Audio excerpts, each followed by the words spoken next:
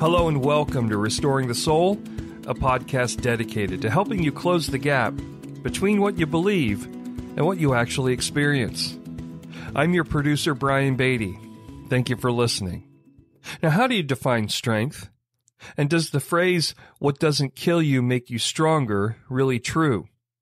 On today's edition of Restoring the Soul, Michael welcomes back Aundi Kolber to the podcast, and they're going to unpack the essence of true strength and discover that God has and always will be with us on our journey of becoming more beautifully human in the midst of adversity. Aundi's latest book, Strong Like Water, releases on March 21st. And if you go to the show notes, you'll discover several ways to pre-order the book. Aundi has also made available some bonus content via her website, and we've provided that link in the show notes as well. Aundi is a frequent guest of Restoring the Soul.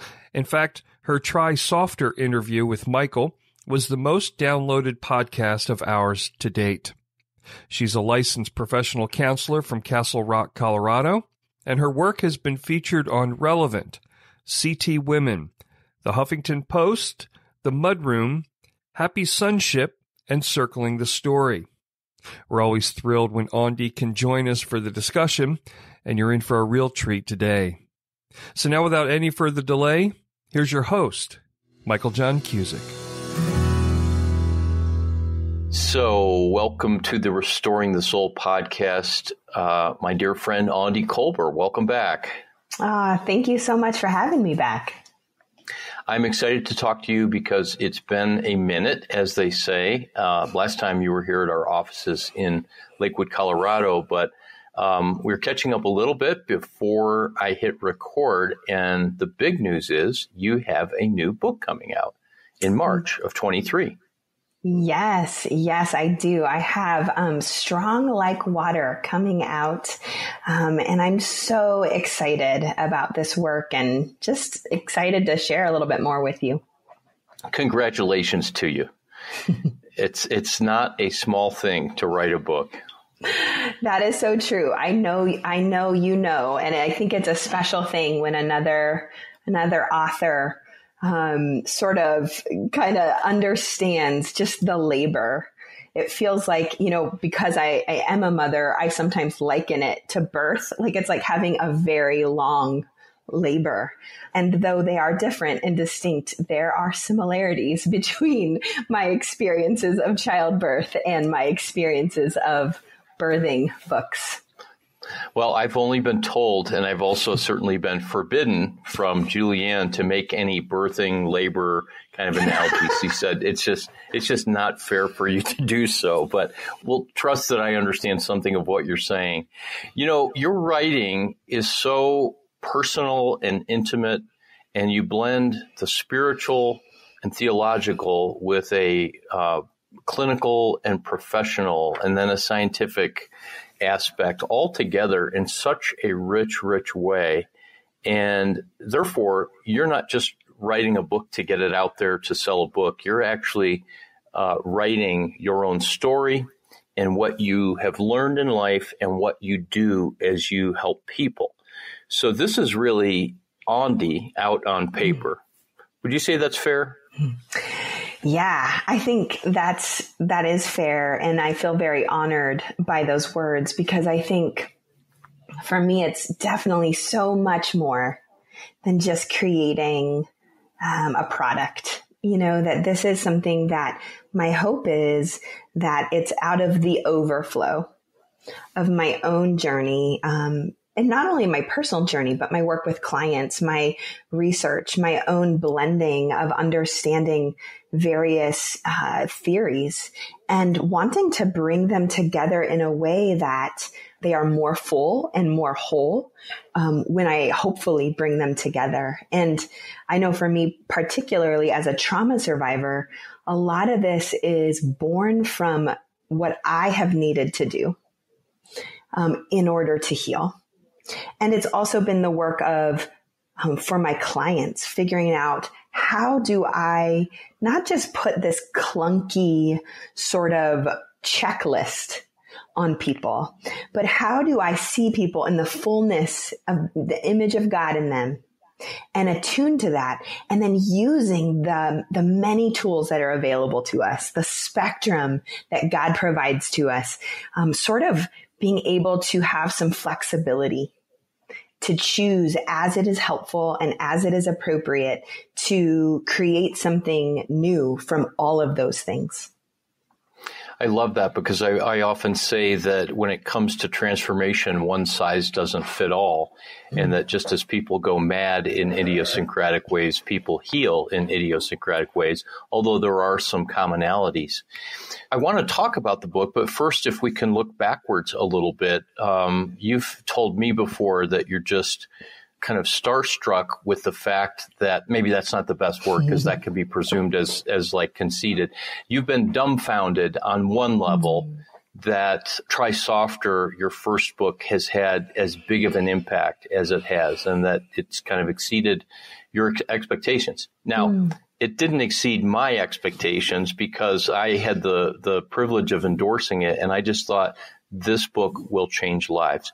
But your life has changed as a result of writing the book and as a result of putting your story out there. So 2 questions. The first one is, how has your life changed as a result of having a successful book like this when you were just Aundi the therapist in Castle Rock, Colorado?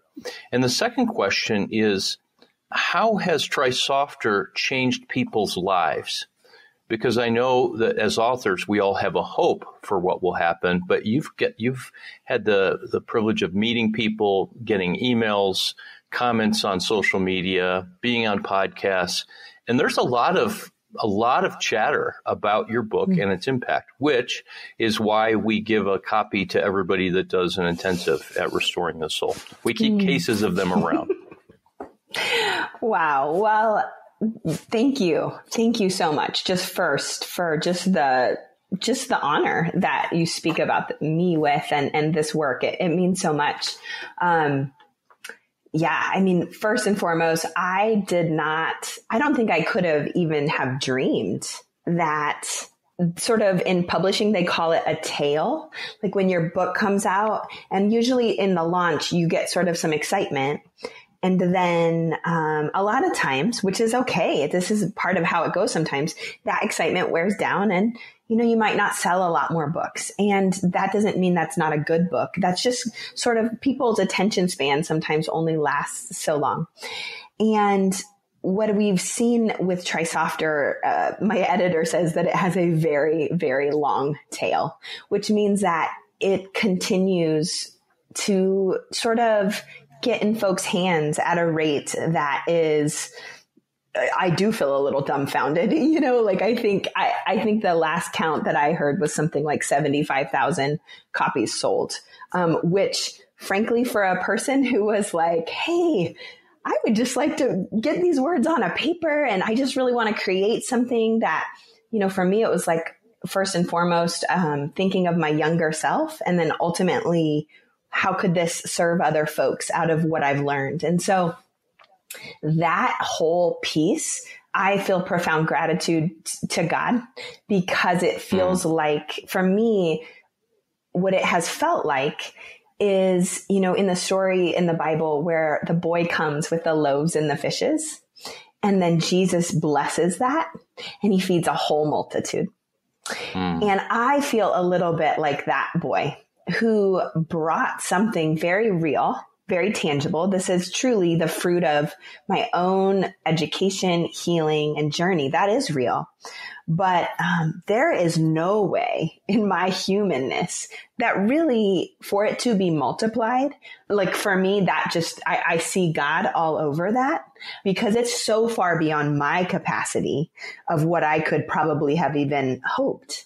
So I just to speak to that, and how my life has changed. I mean, I think what's interesting is that in some ways it's changed kind of significantly, and then in other ways it hasn't at all. I mean, in many ways I just am Aundi, doing what I do and just really committed, tenaciously committed to my own healing, especially in a world where honestly, it would be really easy to lose yourself in this idea of some sort of momentary fame, right? Even for reasons that are like really beautiful. But I think for me, it's actually been the call to go deeper into my own journey, to the commitment of, I am so grateful when I hear good feedback and I feel so blessed, but it almost feels like a child who's growing up.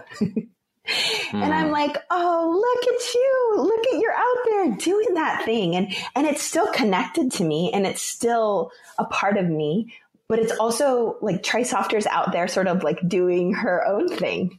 And I love that. And I love that she's sort of been able to have that, even though, and then it ultimately comes back to me. But sometimes I do get recognized at some really random places, like at the airport or the mall, or people will just come up to me and say, hey, I think I'm reading your book right now. I had this woman say, hey, I started reading this book last night and I think you're the author. Wow. And it was That's just fun. Yeah. So, I mean, there are some of those moments, but I think for the most part, it's a lot more just being committed to my own journey. And in terms of the piece around hearing people's experiences with it, holy moly. I mean, I get emotional just even when I consider some of the emails, some of the feedback. I mean, things that I hear are, this is the first time in my life that I've read a book that integrates faith in a way that makes me feel loved and that like I can actually heal and that I can bring my faith with me. I hear things from folks who are like, I'm a complex trauma survivor.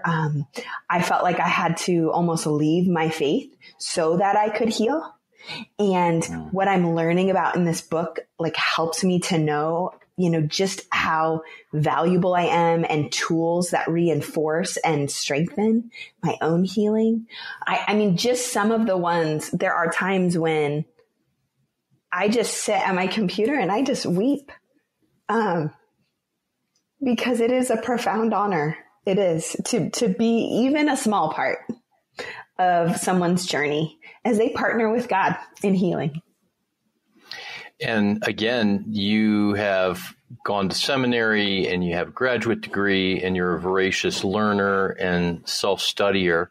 And you're part of a professional community where you offer and receive. But it's really also the loaves and fishes of your own story and your own journey. And back to what you said, this is what I needed. And my bias is that that's what the secret sauce is in your book, is that you don't just share it once as an illustration at the beginning, but your wisdom is written all throughout, even in terms of how you address the readers and how you interact. So I'm so happy for your success, and I really resonate even vicariously with your readers when I've had people respond to things that I've written or said, and you hear like, whoa, I had hoped and prayed for that, but I couldn't even have imagined that. And you see in real time how somebody was impacted by all that labor that you put in. And at one point, I was struggling to finish Surfing for God. And one of my friends said to me, sit and write and pretend that there are 5 or 6 men sitting in front of you who you have counseled or who you want to talk to. And what would you say to them? And it totally changed the kind of conversational flow that was there. And that's another thing I love about Trisofter is the conversational aspect of it, where people feel like they're sitting down with you. And that's really neat. Thank you so much. And yes, I mean, I'm just so grateful for the work that you're doing. And it's so encouraging to me, that we get to do this collaborative work, right? Where just like the healing continues and that we sort of create more and more spaces that people can enter in, and know how deeply valued they are. Yeah, it's a cool thing, podcasts. And I'll often joke now that, everybody has a podcast, including pets and people like that, or living beings like that. But who would have thought when I started out in graduate school 30 years ago that you could get colleagues sitting around or people of different disciplines and thinking deeply about the work that they've done or the work that they're creating. And I really feel like it's a brand new medium that's allowing people to access healing in a way that's pretty profound. Because all of the clients that I work with, I don't know if you experience this, they've got 3 or 4 podcasts on rotation that they listen to. Absolutely. Yeah. No, I've definitely seen that with folks I work with. I mean, I have that. I think it is just a great resource for folks, especially when, especially the last couple of years, sometimes connection has been difficult. And so to have that, the tone of someone's voice, right? We know through polyvagal theory how sound can communicate safety to our bodies in a way that is really vital. And so I think I love reading, and I think this is a way that we get to connect with people that is really special. So out of your writing Try Softer and then out of life, this new book, Strong Like Water, has emerged. And tell us about the new book. Yeah. So Strong Like Water, in some ways I have to giggle because I think it probably feels a little bit like, wait, weren't you just talking about Try Softer and now, here's Strong Like Water? And one of the things that I've been saying is that first and foremost, there's a sense in which Strong Like Water was birthed out of these years of learning to try softer, almost like there was it was almost like, of course, that's what would be birthed. That it is that gentleness, and this is something I've been saying for a long time, things like compassion and gentleness create something in us that is very solid, that is very strong. And even the last chapter of Try Softer is about resilience, So Strong Like Water, what began to happen for me is there's a lot of both andness to this book. Like I would say in many ways, this is a book I have also been writing my whole life. Because part of my story is that I was known as being the strong one. I have often in my life been perceived as having what I would say a certain kind of strength. And that strength, a lot of the time, was really about being fully or partially in a trauma response, if I'm totally honest. And so over the last couple of years, what started to happen is I kept having this sense of like, I don't want people to feel like they have to be strong like that all the time. And I want to invite people to know that it takes a lot of strength to heal. And so what would it be like for us to create a more expansive view of strength? To say that what I call it in the book is situational strength. And that's what I would call is sort of rooted in that survival response, that when we're showing up in the world in a way where we feel like it's life or death, there is a type of strength that our body accesses, and that is valid. That is valid because that feels like what we need to do. And as we have the safety and support that we need, the resources, our body naturally moves towards what I would call a more integrated strength. And so in the book, I talk a lot about this concept that I would say is called the flow of strength. And really, the book is all about this journey of honoring the both andness of all of this work. Like we want to learn to have and access the resources we need, so we can move towards a more integrated strength, towards that sense of, when we bring in like the window of tolerance, for example, like our prefrontal cortex is online. We're in our window. We're in our ventral vagal. That's more where we're living when we're in integrated strength.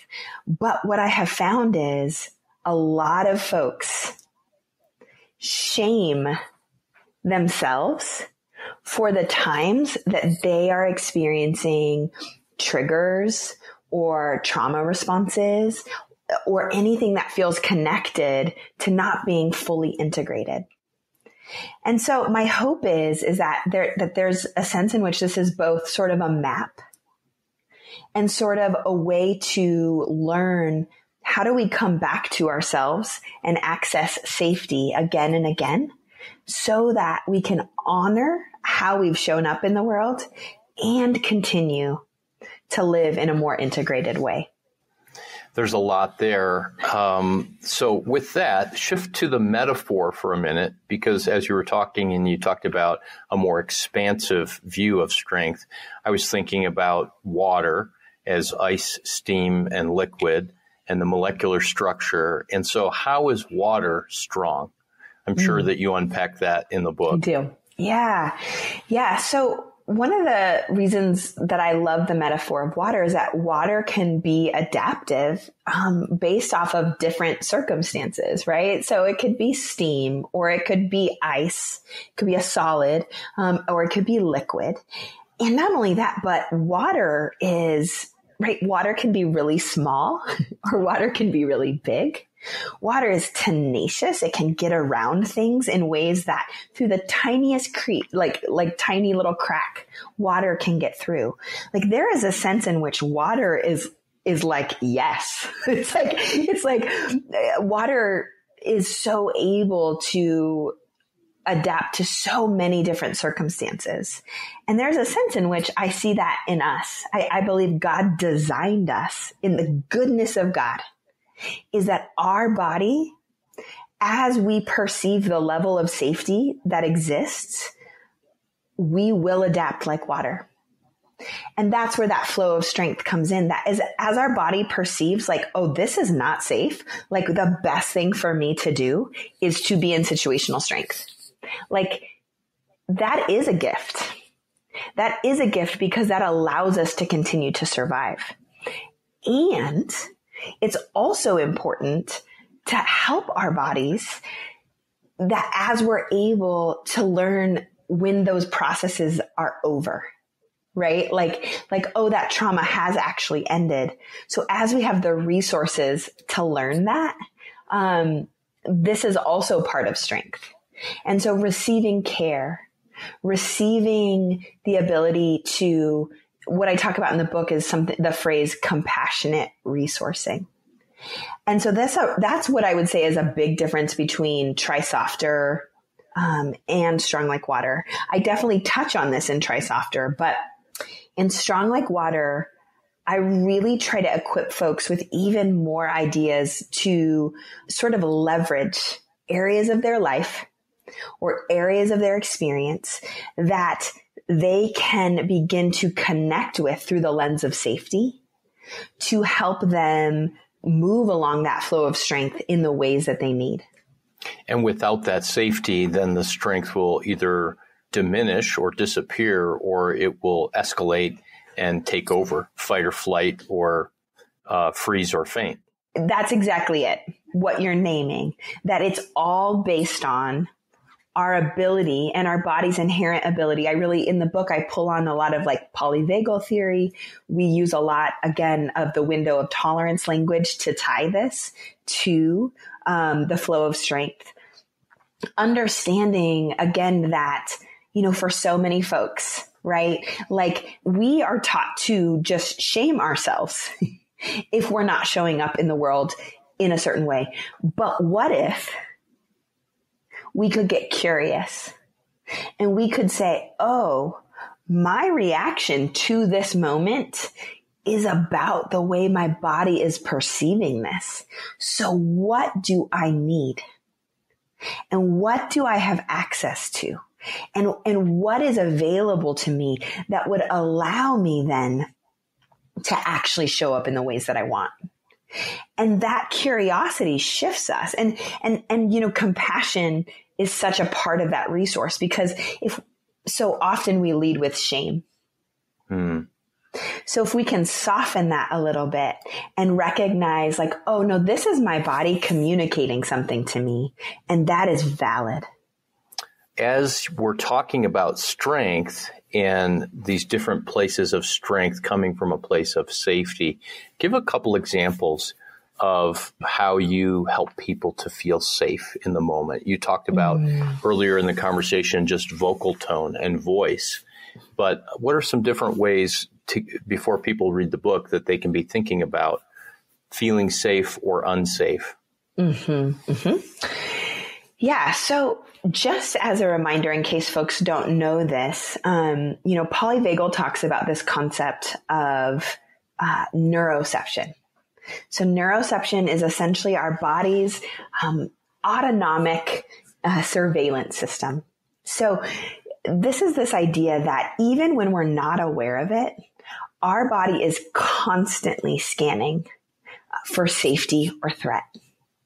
And what that means is that even from like moment to moment, as something shifts in our environment, our nervous system state will also shift.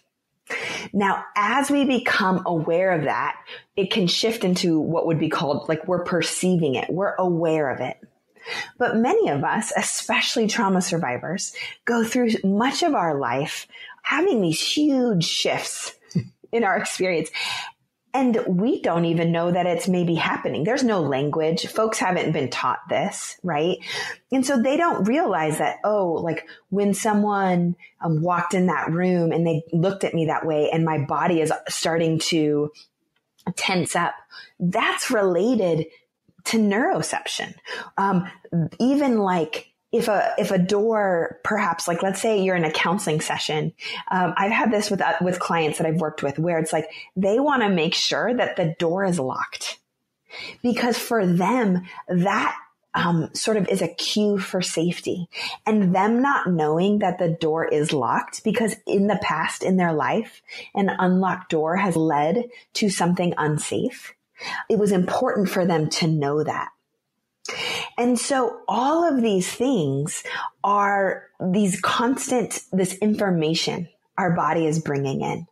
And what's important to understand is that for someone who's maybe had experiences where they've had good enough parenting, for example, they've had good enough safety in their life, they've had good enough support. In those cases, our body is going to do a better job at naturally assessing, like, hey, is this situation safe? Okay, it's safe. Cool. I can go on with my day. Folks who have a lot of unresolved trauma, and again, it's going to look different for different people because our traumas can look very different. That unresolved trauma, what is happening in our body is that our nervous system may not always accurately assess the threat. And so we may sometimes have a mismatch around something that is actually unsafe versus whether it is safe. And so I bring that up because the thing is that if something is actually unsafe, we want our bodies to access our stress response, our trauma response, or as I talk about in Strong Like Water, situational strength. Like that is appropriate to the level of like whatever the proportion of threat is, we need that. So I just want to say that because I think sometimes people sort of get this idea like, oh man, let's just all be so calm and regulated all the time.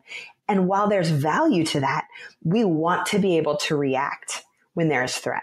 So when we bring that back to your original question, which is like, how do we access safety?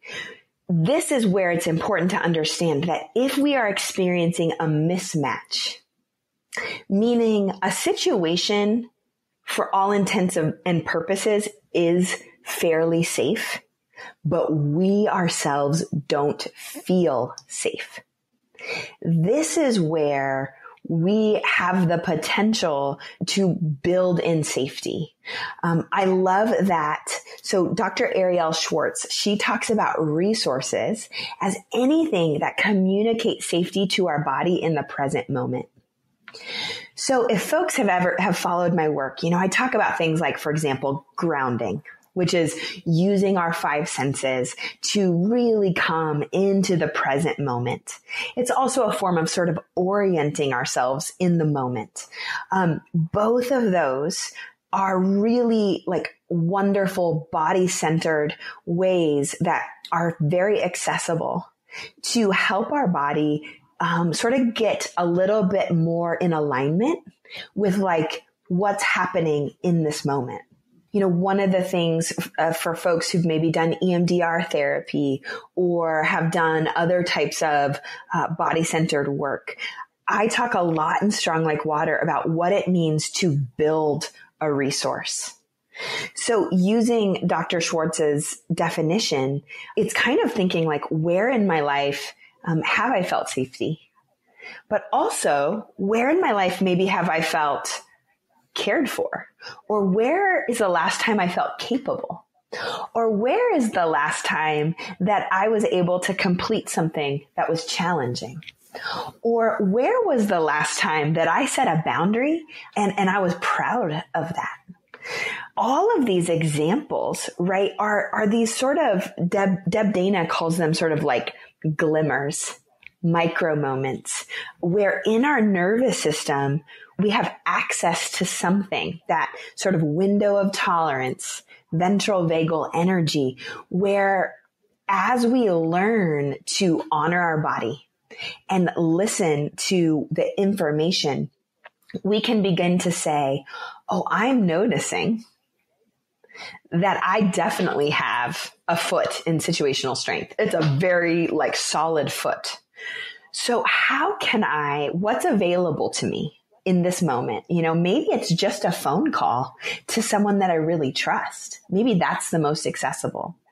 But as we build those, our nervous system experiences that as safety. And that moves us along that flow. I really like that. There's a couple of things I want to comment on. The first thing is you made such an important distinction about the mismatch or how we can inaccurately perceive safety versus danger. A lot of times when people are talking about trauma, it's just that something in the present triggers me or activates me, and then I'm back there. But there often is a mismatch between, no, it really is safe. It's not an unsafe person now. That still needs to be honored, and there's compassion for the mismatch, but that is an important distinction for how the brain doesn't perceive things in the present. The second thing that I want to comment on is the power of, in that resourcing that you were talking about, it's not just positive thinking of saying, oh, one time I did this before, like I jumped off of a cliff into the water and I didn't die, but it's actually connecting to a bodily state that was there before and that we can still access in the nervous system, as you said. And once we access that positive bodily state, it really is a firm foundation that can then be built upon. And it reminds me of how so much healing is not just about taking something yucky away. It's about creating space for the resiliency and the internal image of God and strength to be released, to kind of come up, more like opening a faucet up rather than trying to just shut the faucet off. Yeah, that's so beautiful. And I think, again, the metaphors of water abound, right? And that in many ways, I think of, from a faith perspective, I think of our experience of God, that God with us, Jesus, is a profound resource to us in this work, right? That God is like the river that doesn't run dry, the well that doesn't have an end, that we can access, right? And the goodness of God is that we also carry those resources, that those experiences that have been helpful to us. We carry those in our body, and we have access to sort of the resource. And so I think for me, this book felt so hopeful to write, that I think that there is this sense in which, wow, even though there is so much difficulty, there is so much pain, there is so much chaos, there are all these things. And yet, as we are able, that God gives us eyes to see what is actually here, like this reality, beyond reality in a way, that is available to us, and that there's no shame when we can't always see it, because that's our body, doing actually what our body's designed to do.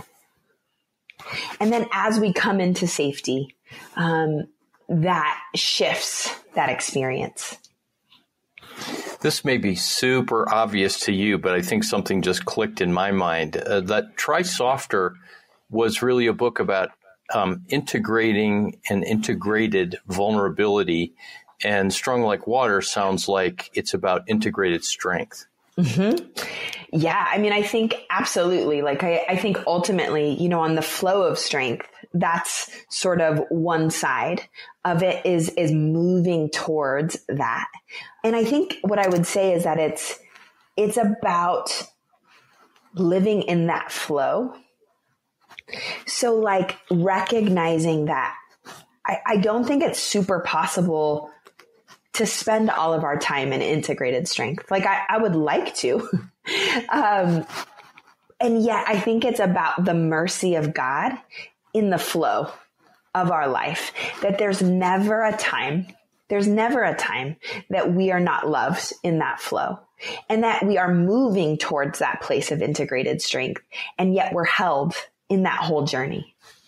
Yeah. And I think what I meant by integrated strength and integrated vulnerability is that in that flow, and I love the word flow, especially as it relates to the river.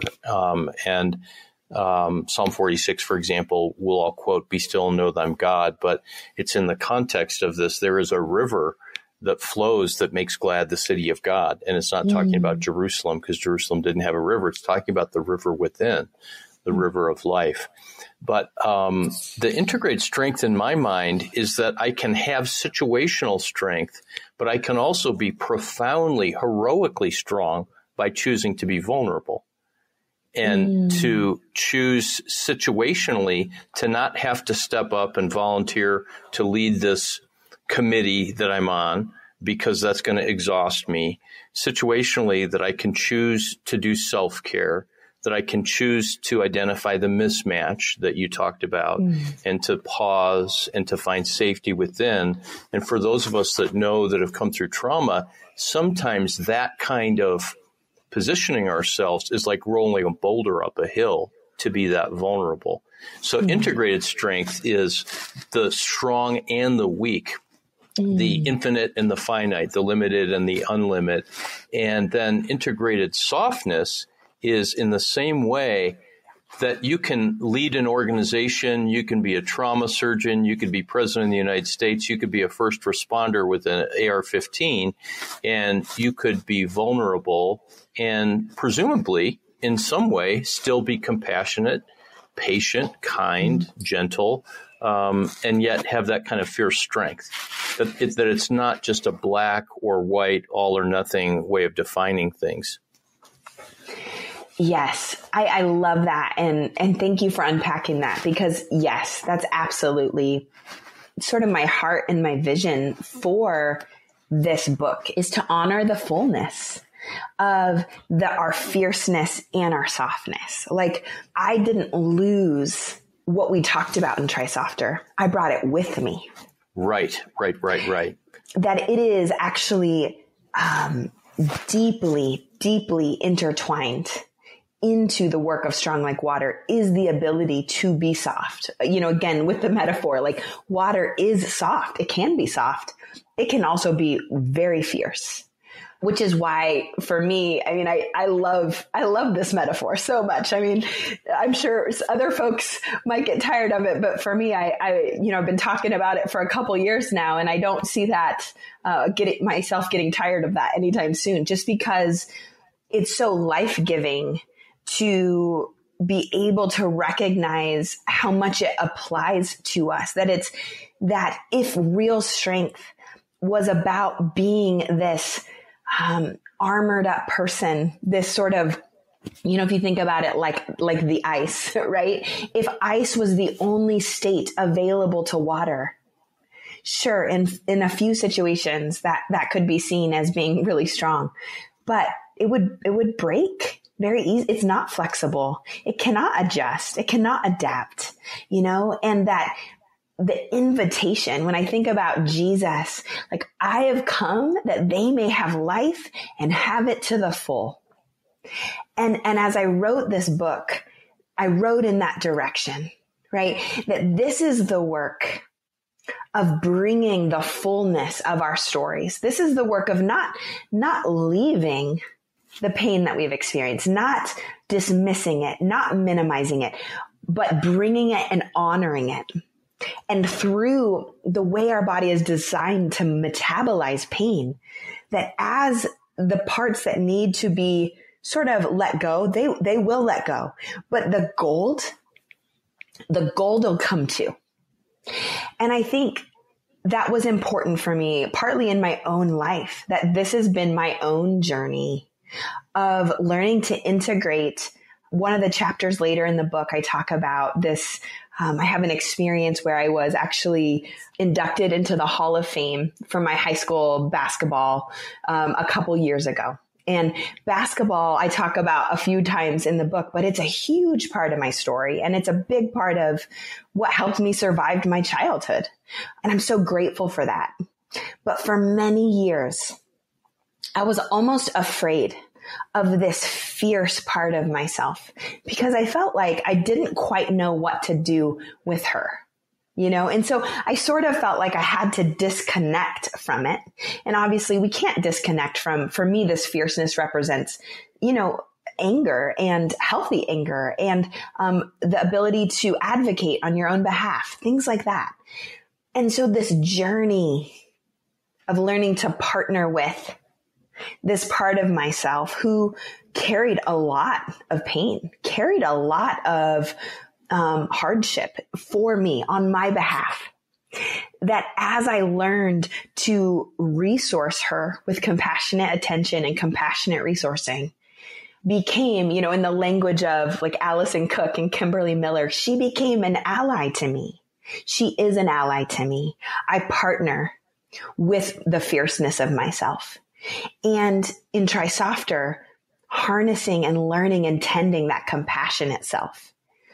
And so together, that there is a fullness that is created through these different experiences that I think allow, me, but ultimately I believe all of us have various versions of this in our own life. And I think God invites us to that.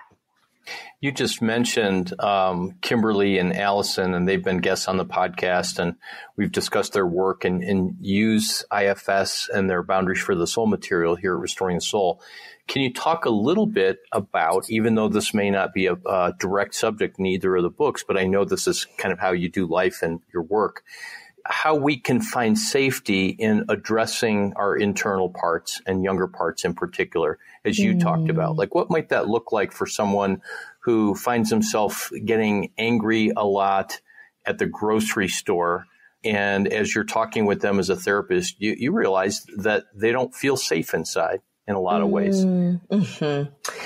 Yeah. I mean, I think, several lenses come to mind right when you say that. But I think from like integrating sort of the somatic piece and the IFS piece, part of what I might encourage that person to do, I mean, first of all, if we can even begin to, like, let's say we're talking about that in a counseling session, that is probably a good place to begin to build the awareness, right?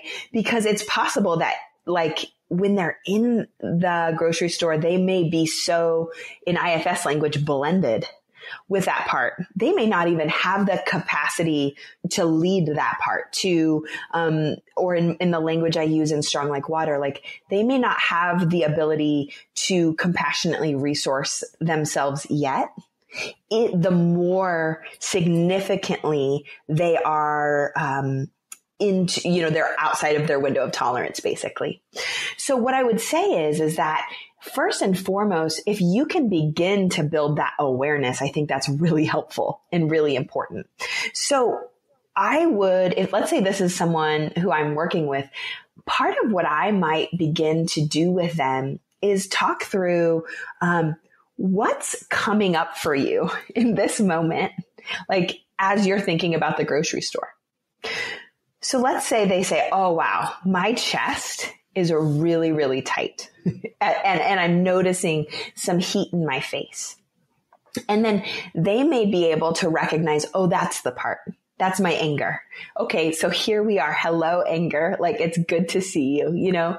And we recognize that this anger, in strong like water language, this is situational strength. This is protector. We want to validate first and foremost that protector is there for a reason. And so as we're doing that together, what we might just do is begin by, you know, honestly, in that moment, I would actually invite them, if they feel comfortable, to take a hand and place it on their chest. And even just to say, you know, is there anything, anger, that you're wanting to tell me? And to begin to start a conversation with that anger. If that anger is like, you know, there's not enough time in the day and people are always getting in my way. And to begin to validate that anger. Oh, I'm hearing you. I'm hearing that you're angry. I'm hearing that you feel like you don't have enough support. Building back from that, I think when we validate our experience, that begins to, it's almost like that part, because they feel heard, they don't have to work so hard to get our attention. And then we might just be kind of build back from that. Like, hey, how can I sort of support you, anger, as we go into this? And that's where I would, for example, I talk about this in Strong Like Water. I might help someone build a future video. This is where we actually practice the trip and build in the resources to the trip. And we add in bilateral stimulation so that it anchors into our body, so that protector feels more supported in those moments. And if we can't get there, or someone is listening and they're about to go into the grocery store, I mean, I would always recommend doing things like grounding. I would always recommend doing things like putting your phone away, trying to be as, doing one thing at a time, maybe it's going at a time when the store is less busy. So I think there are like all these levels of safety that can potentially be added. And what I love about that is back to your word of simply being curious, as opposed to, oh gosh, I got angry, and then beating yourself up. And maybe for a Christian saying that was a sin and I shouldn't do that, and I'm just going to try not to be angry, and we all know where that goes. So thank you for giving that example and unpacking that a little bit. We are out of time, and I want to thank you, Aundi, for your time, and I want to congratulate you on the book, Strong Like Water. It comes out March 21st, and it's available on Amazon and wherever fine books are sold. I also know that it's on Kindle, because when I clicked on the purchase today, it said that the Kindle will come out one day earlier than the paperback. So for people who are into pre-releases, you can go to Amazon and get Strong Like Water by Aundi Kolber. It's always, always delightful and a joy to talk with you. So I so appreciate your time. I'll be thinking of you and praying for you as you anticipate this giving birth again, as you talked about, to your second book. Well, thank you so much, Michael. It's always good to be with you. So thank you for listening to another episode of Restoring the Soul. We want you to know that Restoring the Soul is so much more than a podcast. What we're all about is helping couples and individuals get unstuck. You know how some people go to counseling or marriage therapy for months or even years and never really get anywhere? Our intensive programs help clients get unstuck in as little as 2 weeks. To learn more, visit restoringthesoul.com.